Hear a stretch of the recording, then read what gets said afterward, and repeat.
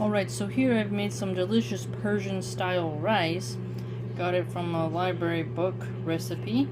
And it has basmati, obviously, cilantro, parsley, chives, dill, scallions.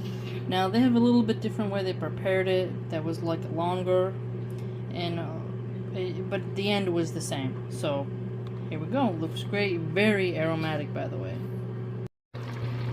Alright, mashallah. I have tried making this Persian Chermoula.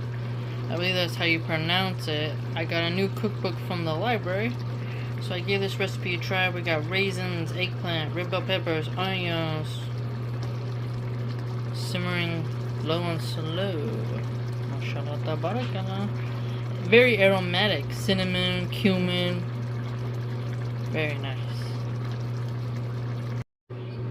The recipe book said to mash it a little bit, so I did, and I added a little bit extra fluid because I like my stuff more brothy, and I'll use a slotted spoon when I scoop it out anyways.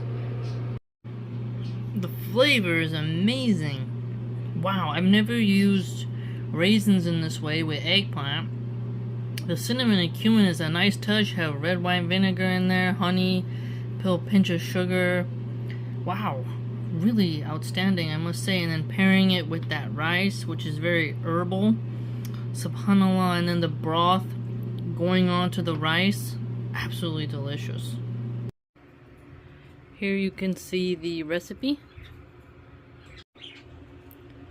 This is the cookbook.